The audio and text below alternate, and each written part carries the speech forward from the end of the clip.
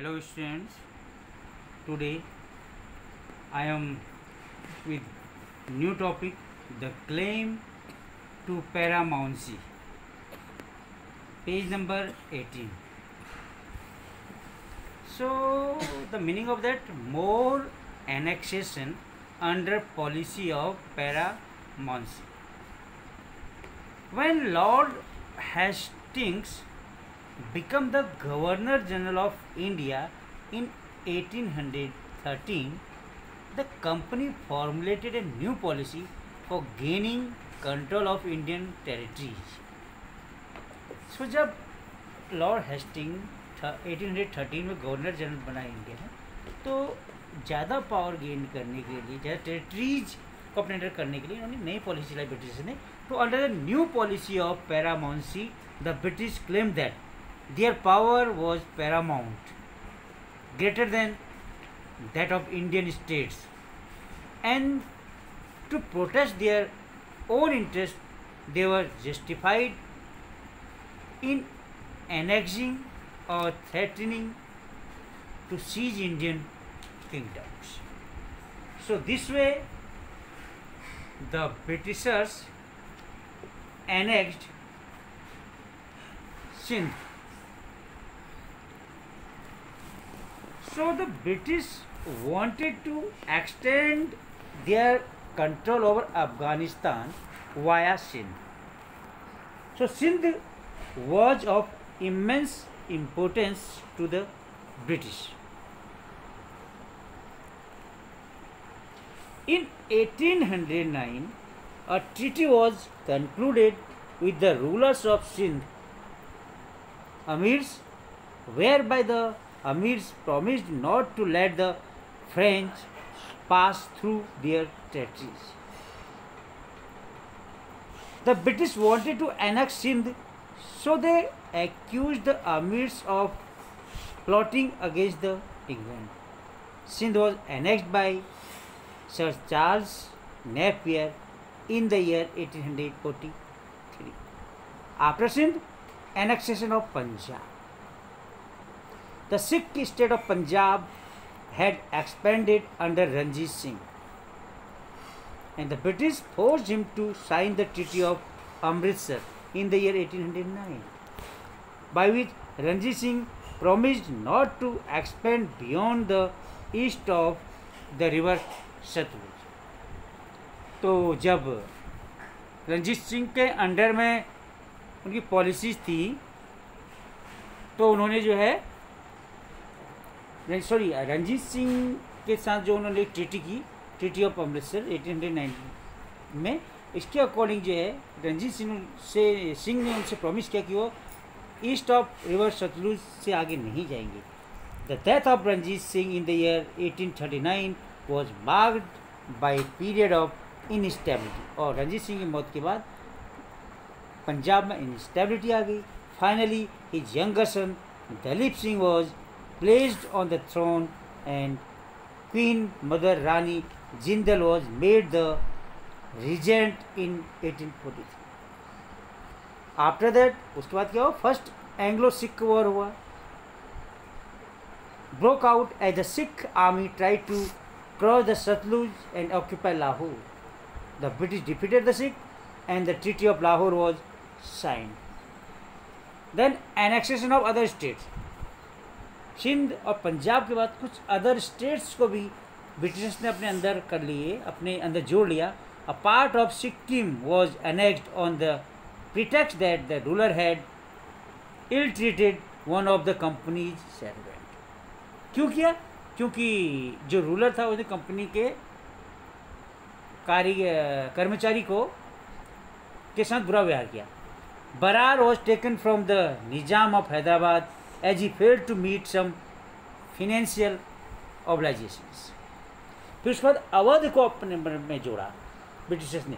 तो in 1857 lord Dalhousie went on to annex Awadh on the pretext of misgovernance in the state. तो इस तरीके से ब्रिटिशर्स ने इंडियन स्टेट्स को अपनी टेरिटरीज में जोड़ना शुरू कर दिया. फिर उन्होंने जो डॉक्ट्राइन ऑफ लैप्स की, यानी गोद लेने की परंपरा के सिस्टम को अडॉप्ट किया. अप्लाई किया है इंडियंस पे।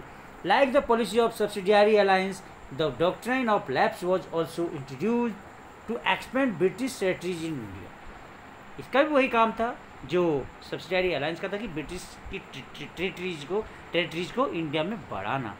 A brain child of the hardcore imperialist Lord Dalhousie, the doctrine of lapse clearly stated that a dependent subsidiary state would pass into the British hand if the ruler died without a natural successor। तो इसके according क्या हुआ कि अगर किसी राजा के बच्चे की मौत हो जाती है या उसे कोई अपना नेचुरल सक्सेसर नहीं होता तो उसे खुद ही अपना लैंड राजा को डेथ के बाद दे देना चाहिए। The right to adopt children were not accepted, और बच्चे गोद लेने की परंपरा एक्सेप्ट नहीं थी। तो Satara, Sambalpur, Jhansi and Nagpur were annexed under this policy. Then next topic is structure of administration, या you can say setting up a new administration. So in that the Britishers have civil service and army. So civil service, Lord Cornwallis established the Indian Civil Service ICS in the year 1793. 1793 में Indian civil service को जो है stable किया गया lord Cornwallis द्वारा, which came to call the steel frame of Indian administration. He separated the commercial and revenue branches of administration. Promotion were based on seniority. His regulation are called Cornwallis code. उससे पहले earlier the directors of the company used to appoint young recruits. After 1853, recruitment was done through a written examination. उससे पहले ऐसे ही recruit हो जाते थे, लेकिन 1853 के बाद रिटन एग्जाम के बेस पे ही नया अपॉइंटमेंट होता था। The Indian were entitled to the subordinate post after 1858, और 1858 के बाद इंडियन को जो सबऑर्डिनेट की पोस्ट तक ही रखा जाता था। The east India college was set up at Haileybury in England to educate the civil servants about Indian customs, language and norms of the governance. And army, the army was an important instrument for defending, consolidating and extending the British rule in India. तो army का ही main role था India में Britishers rule को बढ़ाने के लिए। The recruitment of Indian sepoy took place first at the time of the Carnatic War. तो पहली बार कर्नाटक वॉर के दौरान इंडियन सिपाही का अपॉइंटमेंट हुआ। Most of the soldiers were Indian, और ज़्यादातर सोल्जर्स क्या थे, इंडियन थे। They were train to use latest arms and ammunitions. तो लेटेस्ट आर्म्स और बारूदों को यूज करना उन्हें सिखाया जाता था।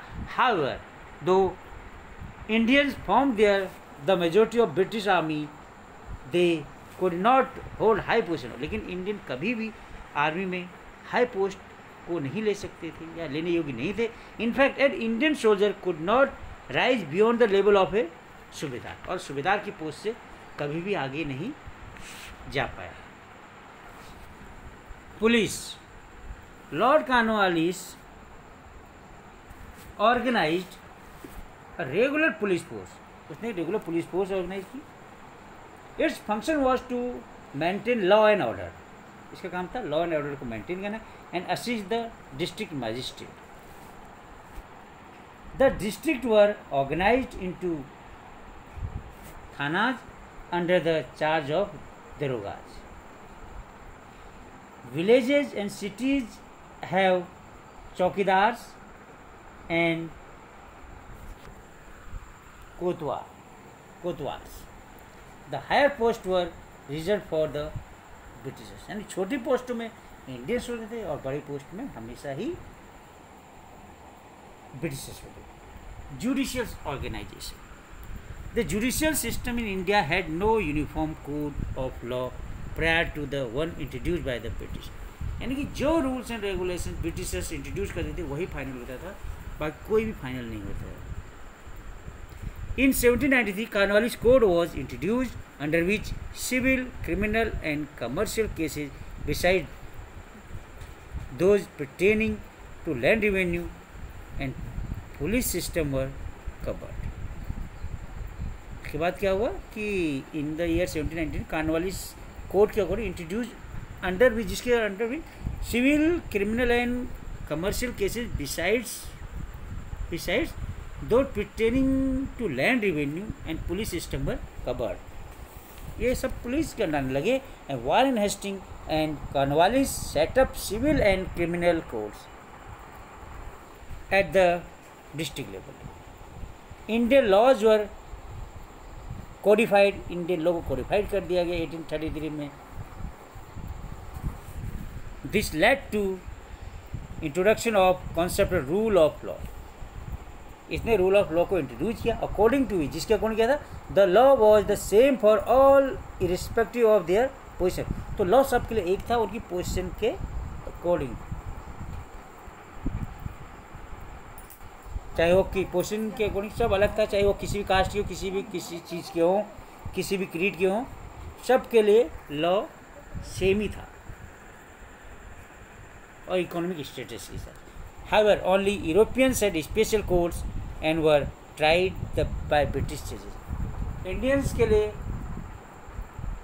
एक जैसे समान रूल थे, लेकिन ब्रिटिशर्स के लिए अलग रूल थे और उनको यूरोपियन जजेस द्वारा ही डिसीजन मिलता था। The Supreme Court was established in the year 1774 in Calcutta under the Regulating Act of 1773. Then conclusion, the British had to evolve the Indian administrative structure in order to consolidate their control over India. तो Britishers ने क्या किया, conclusion इस chapter का यही है कि अपनी पावर को बढ़ाने के लिए उन्होंने इंडियन एडमिनिस्ट्रेटिव सिस्टम को अपने अकॉर्डिंग कंसोलिडेट स्ट्रॉन्ग बनाया। They establish the pillars of Indian administration in the forms of civil services. तो उन्होंने क्या किया, उन्होंने स्टेबल किया इंडियन एडमिनिस्ट्रेशन को सिविल सर्विसेज के फॉर्म में, पुलिस के फॉर्म में, आर्मी के फॉर्म में और जुडिशरी के फॉर्म में। The absence of nationalism among the Indian strengthened their hold over India. क्योंकि उस वक्त इंडियंस में नेशनलिज्म की फीलिंग नहीं थी, जिसके कारण ब्रिटिशर्स इजीली इंडिया में अपनी पावर को बढ़ाने में सफल हुए। Thank you.